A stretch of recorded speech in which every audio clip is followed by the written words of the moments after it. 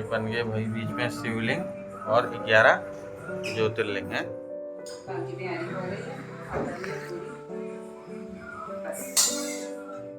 तो जब कभी आप जीवन के ऐसे पड़ाव पर आकर खड़े हो जाएं जहां आपको लगता है कि बस अकेलापन है या परेशानियां इतनी हैं कि हल नहीं मिल रहा या आपको कुछ समझ ना आए, तो उस जगत पिता परम पिता महादेव का हाथ थाम कर देखिए, क्योंकि ये वो हाथ है जो कभी साथ नहीं छोड़ता है।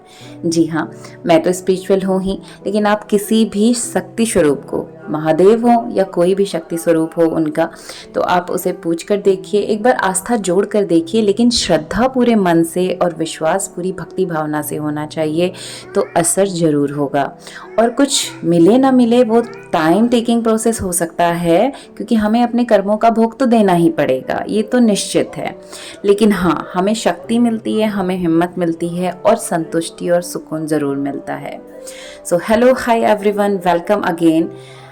आफ्टर अ लॉन्ग टाइम मैं आपसे ये वीडियो शेयर कर पा रही हूँ। बीच में कुछ स्वास्थ्य संबंधी समस्याओं के चलते मैं बहुत एक्टिवली आप लोग के साथ कुछ वीडियोस या रूटीन वीडियोस जिसमें मैं कुछ ना कुछ आपसे इन्फॉर्मेटिव शेयर करने की कोशिश करती हूँ, नहीं हो पाया था। तो आज था शिवार्चन, सोमवार का दिन था और काफ़ी अच्छे योग आज थे। हर महीने में एक शिवरात्रि आती है, तो यानी साल भर में 12 महीने, तो 12 महीने में 12 शिवरात्रियाँ आती है, हर मंथ वाली जो शिवरात्रि होती है। तो आज शिवरात्रि भी थी, सोमवार भी था, चतुर्थी योग था, तो काफ़ी अच्छा योग था आज। तो पंडित जी ने निकाला हुआ था शिवार्चन के लिए लगन, तो पूजा पाठ होना था मेरे महादेव का। तो शुरुआत हुई।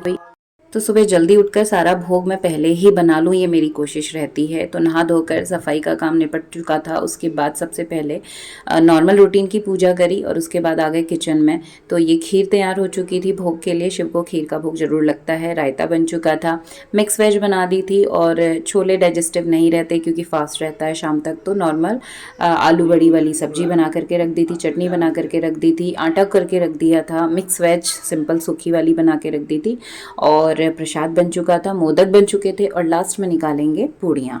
तो ये काम पहले ही मैं कर चुकी थी, क्योंकि पूजा के बीच में फिर उठना नहीं होता है, और काफ़ी बड़ी लंबी पूजा ये होती है।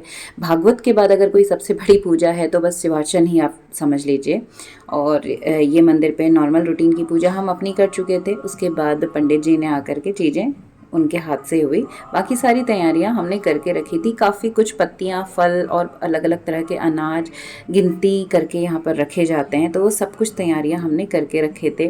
कनेर का फूल भगवान शंकर को बहुत पसंद होता है, तो इसे ढूंढने के लिए स्पेशली मैं गई थी, तो पेड़ों से ढूंढ करके हम ये ले करके आए थे। तो बाकी सारी तैयारियां हो चुकी थी। पंडित जी आए और उसके बाद फिर उन्होंने बाकी का काम हमसे करवाते गए, यानी जो जो रहता है पूजा का।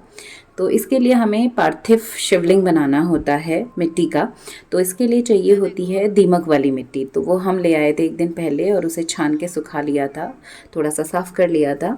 और उसके बाद ये जोशी जी के हाथ से गुथना था, तो ये उसको आटे की तरह मल लेते हैं। और उसके बाद साथ में मैं तैयार कर रही हूँ शिव भगवान के श्रृंगार के लिए, तो कनेर के पुष्प की ही माला मैं उनके लिए बना रही हूँ अर्पित करने के लिए। तो मेरा तो अटैचमेंट मेरे महादेव के साथ ज़्यादा है, यानी कुछ भी होता है, या मैं कहूँ कि मुझे संतुष्टि मिलती है। परेशानियाँ होती हैं लाइफ में, जिम्मेदारियाँ आपको कई बार प्रेशराइज़ कर देती हैं, लेकिन उस भोले के दरबार में जा कर के मैं कुछ देर बैठती हूँ, तो मुझे ऐसा पर्सनली फ़ील होता है कि शायद कुछ पॉजिटिव वाइब्रेशन एनर्जी मेरे अंदर आ गई है। तो ये सारी तैयारियों के बाद शुरू होती है हमारी शिवार्चन की पूजा। तो पंडित जी पूजा पाठ करवाते हैं। श्री गणेश गणेश पूजन के साथ में शुरू होता है। नवग्रह पूजन इसमें किया जाता है, और शिव शंकर को अलग अलग तरह के अनाज पंख पूरे मंत्रोच्चारण के साथ अर्पित किए जाते हैं। तो काफ़ी नियम के साथ ये पूजा रहती है। बीच में पूजा से उठा या हिला नहीं जाता है। एक बार पंडित जी बीच में ब्रेक देते हैं, और फिर हवन के लिए बस 2 बार। बाकी इसलिए मैं सारा काम पहले से करके रखती हूँ, क्योंकि खुद आपको जब करना होता है तो तैयारियाँ पहले से करके रखना ही सही रहता है, और भगवान को सारे भोग भी अर्पित हो जाते हैं।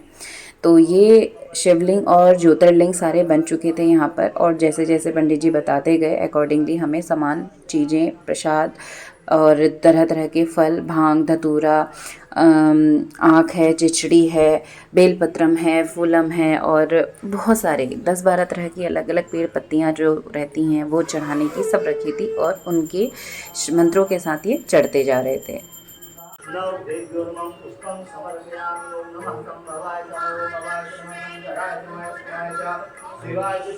एक्चुअली मंदिर के अंदर इतना स्पेस नहीं होता कि सारे लोग अंदर बैठ सकें, तो भगवान वहाँ विराजित हैं, साथ में पंडित जी का आसन अंदर रखा रहता है और साथ में मंदिर की मेन वेदी से बाहर हम रहते हैं, तो भगवान तक हाथ नहीं पहुँच पाता पुष्प चढ़ाने के लिए। तो ये थाली पे हम अपनी ओर से मंत्रों के साथ पुष्प अर्पित करते जा रहे थे और पंडित जी वो भगवान तक पहुँचा रहे हैं। तो इस तरह से शुरुआत होती है हमारे शिवार्चन की। और ओम ब्रह्मणे नमः ललाटे, ओम हव्यवाहनाय नमः हृदये। तो भोले शंकर की पूजा में ये भस्मी लगाई जाती है अपने शरीर पे, यानी भोलेनाथ का सा स्वरूप हमें उनके साथ रखना पड़ता है। तो ये पंडित जी ने जैसे जैसे बताया मंत्रों के साथ शरीर के जिस जिस भाग पर ऐसे ऐसे जोशी जी लगा रहे हैं। और इसके बाद जो ये शिवलिंग बने हुए हैं इसका अभिषेक किया गया, जिसमें कि शहद से, दूध से, दही से, घी से, शक्कर से, उसके बाद शुद्ध गंगा जल से, इस तरह से एक एक करके जैसे जैसे चीज़ें पंडित जी देते गए उन मंत्रों के साथ उनको अर्पित या समर्पित हम करते गए। और ऑनेस्टली मैं बोलूँ मुझे बहुत सुकून मिला, मतलब मैं बहुत खुश थी कि ये पूजा बहुत अच्छे से हो गई। कई बार क्या होता है कि डिले हो जाती है या किसी और परिस्थिति में नहीं कर पाते, तो ये पूजा हो पाई, अच्छे से हो गई और मुझे बहुत सुकून मिलता है पर्सनली। तो ये सारी चीज़ें समर्पित करने के बाद जो 108 बार शिव के अलग अलग नामों के साथ उनको जल अभिषेक किया जाता है, जलार्पित किया जाता है बेलपत्रों के साथ में, फिर वो जलाभिषेक हमने किया। तो उसके लिए ये श्रृंगी जो नंदी का सींग मान के इसको रखा जाता है, इस पे पानी डालते हैं, इस पे धागा लगा रहता है और ये धागा आप देख सकते हैं ना, यहाँ पर एक रक्षा धागा होता है जो बेसिकली रोली होती है। इसको जितने भी हाथ लगाने वाले हैं, जल जिन्होंने व्रत लिया है चढ़ाने, जो भी पूजा में शामिल है, उन चारों सबके बाहर से लिया जाता है। इसका मतलब है कि उन सब की तरफ से समर्पण ये आएगा, उन सबको इस पूजा का फल मिलेगा।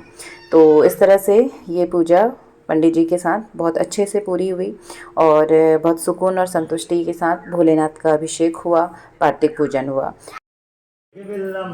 शिवार्पणम् ओम नमः शिवाय। सब्जियों तो सब्जी देना। पूजा करो मध्यम बिल्लम शिवार्पणम् ओम नमः शिवाय। ओम चंद्राय नमः स्वाहा। ओम चंद्राय। तो महादेव के अभिषेक के बाद लास्ट में किया जाता है हवन, जिसमें आम की लकड़ियाँ, नव संविधा और हवन सामग्री पहले से ही सारी तैयारियां करके रख ली जाती हैं। और ये वीडियो ना मृदुल शूट कर रहा था, यानी छोटे छोटे से क्लिप्स उसने ले लिए थे। हम पूजा में ही बिजी थे और मैंने बहुत फोकस भी नहीं किया क्योंकि मैं मन से महादेव की भक्ति में ही ज़्यादा रहती हूँ। तो ये इनफैक्ट वीडियो ये हमारा 8 दिन पुराना है, पूजा हो चुकी थी। तो आज जाके फाइनली सैटरडे जब मुझे टाइम हुआ और थोड़ा सा मैं बेटर थी तो मैंने अब जाके एडिट किया हुआ है। और ये नारियल की पूर्ण आहुति दी जाती है उस हवन में, घी की गंगधार के साथ में। तो इन सारी चीज़ों की मीनिंग है। तो इस तरह से ये हमारा शिवार्चन पूजा हुआ था। बोलिए हर हर महादेव, जय भोलेनाथ, भगवान सबकी कामना पूरी करें। और पूरी पूजा समापन के बाद, आरती के बाद में जो पूरी पार्थिक पूजी जाती है, जो अभिषेक रहता है, ये पूरा सामान लेकर के जाया जाता है विसर्जन के लिए। उसके बाद ही आप अपना व्रत तोड़ते हैं। तो ये विसर्जन के लिए हम लोग आए थे नदी में। पूरी पूजा और थकान के बाद करते हैं विसर्जन और फिर घर जाकर भोजन। हर हर महादेव, जय भोले बाबा। इसमें पानी फिर बाद में बचा के ले जाना है। तो ये थी मेरे भगवान भोलेनाथ के शिवार्चन की एक छोटी सी शेयरिंग आप सबके साथ में। हे भोलेनाथ, सबको प्रसन्नता देना, संतुष्टि देना और उनके जीवन से कठिनाइयों को दूर करना। तो बोलिए हर हर महादेव। नीचे कमेंट बॉक्स में ज़रूर टाइप कीजिएगा हर हर महादेव, जय भोलेनाथ। तो ये था आज का छोटा सा वीडियो। मिलते हैं दोबारा अगले वीडियो में। और जाते जाते बस एक बात मैं ज़रूर आपसे फिर से कहना चाहूँगी कि एक बार आस्था जोड़ कर देखिए, उस भोलेनाथ का हाथ पकड़ के देखिए, क्योंकि वो हाथ कभी साथ नहीं छोड़ता है। सो मिलते हैं दोबारा, तब तक के लिए stay tune be with Binu, bye bye.